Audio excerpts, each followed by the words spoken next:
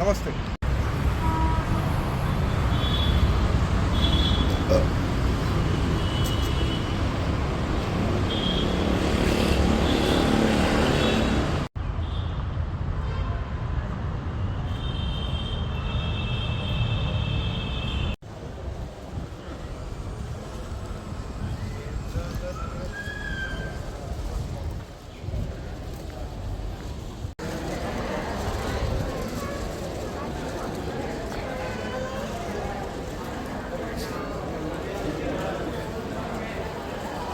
नमस्कार. आम्ही AISSMS COE Pune कॉलेजवरून. माझं नाव सार्थक ठाकूर. माझं नाव तन्मयी जोशी. माझं नाव मौर्यराज सूर्यवंशी. तर आपण बघू शकता का मोठ्या मोठ्या बिल्डिंगमध्ये रेफ्युजी एरियाज आपण बघू शकतो का 7 किंवा 15व्या फ्लोअरवरती असतो. पण तो रेफ्युजी एरिया पॅसिव्ह असतो, म्हणजे आपण तिकडे फक्त थांबवू शकतो.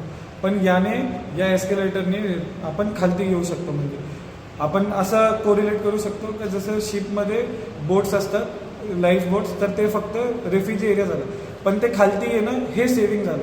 हे आमचं प्रोजेक्ट आहे खालती येण्याचं. सो हे आमचं प्रोटोटाईप आहे. याचं आम्ही हार्नेस थ्रू याच्याकडनं खाली उतरू शकतो. हे खाली उतरताना याचं एक कॉन्स्टंट स्पीड असणार आहे 2 मीटर पर सेकंड किंवा 1.5 to 2 मीटर पर सेकंड. हे याचं मेकॅनिझम आहे. हे फेरस मटेरियल आहे आणि हे नॉन फेरस आहे. स्ट्रॉंग मॅग्नेट्स असतात त्याला, आणि हे याला चिटकणार नाही कारण हे ॲल्युमिनियम आहे. सो आता तर आता याचं हे आम्ही कॅन्टिलिव्हर बीम वापरले आणि ही फ्रेम आहे पूर्ण कॅन्टिलिव्हर बीमला ॲडजस्ट आहे. तर हे नॉन फेरस आणि फेरस यांच्यामध्ये हे असं प्रॉपर्टीज आहे की याच्यात एडी करंट जो पास होतो त्याच्यामुळे हे कॉन्स्टंट स्पीड राहणार. तर मग आपण किती पण वेट लावलो तरी मॅक्सिमम 150 kgs पण कॉन्स्टंट वेट राहणार. आता एकदा माणूस खाली उतरल्यावरती, इथून हे खाली उतरल्यावरती आपण एक रिव्हर्स मोटर लावली आहे, जी की एका स्विचने या बटनने चालू होणार आणि ती वरती जाणार, दोरीला वरती घेणार, ज्याच्याने सगळे रेस्क्यू होऊ शकतो. आता एक डेमॉन्स्ट्रेशन. आणि हे कॉन्स्टंट स्पीडने किती पण फोर्स लावला तर एडी करंटमुळं कॉन्स्टंट स्पीडने खाली येतं.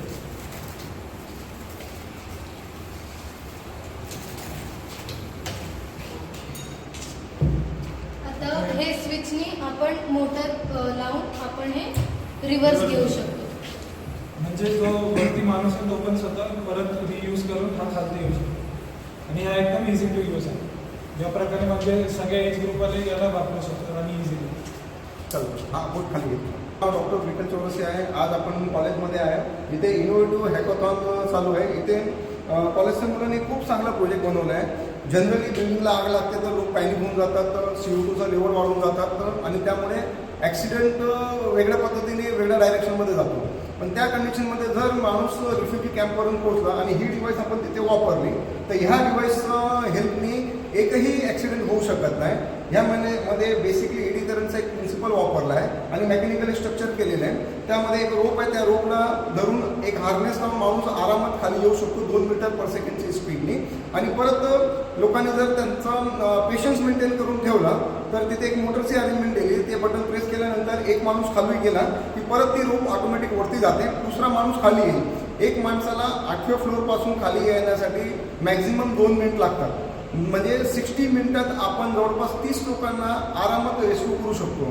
तर हा जो प्रोडक्ट आहे, माझा असा रिक्वेस्ट आहे की गव्हर्नमेंटनी प्रत्येक सोसायटी, प्रत्येक बिल्डिंगमध्ये रेफ्युजीवरती कंपल्सरी लावणे. आणि इकडे जे स्टुडंट लोकांनी एवढी मेहनत करून हा प्रोडक्ट बनवला आहे, त्याचं त्यांनी पेटंट केलेलं आहे. याला सरकारने प्रॉपर डायरेक्शन देऊन त्यांना एक प्रॉपर प्लेस भेटला पाहिजे. थँक्यू.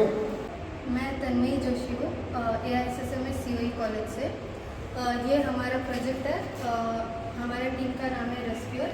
तो ये बेसिकली हम रेफ्यूज एरियाज़ में लगाते हैं. अभी हर एक बिल्डिंग को जिसका हाइट 7 फ्लोर से ज़्यादा है उसे रेफ्यूज एरिया तो होता ही है. तो ये रेफ्यूज एरिया में लगेगा. रेफ्यूज एरिया सिर्फ ऐसा एरिया है जिसमें लोग खड़े हो सकते हैं. उधर से नीचे आने का अभी तक ऐसा कोई सोल्यूशन है नहीं. तो जब आग वगैरह लगता है तो लिफ्ट्स वगैरह सब बंद होता है और स्टेयर से भी जाना पॉसिबल नहीं होता. इसलिए हमने ये प्रोटोटाइप बनाया. ये जो रोप है उसे ये लगा के हम नीचे उतर सकते हैं.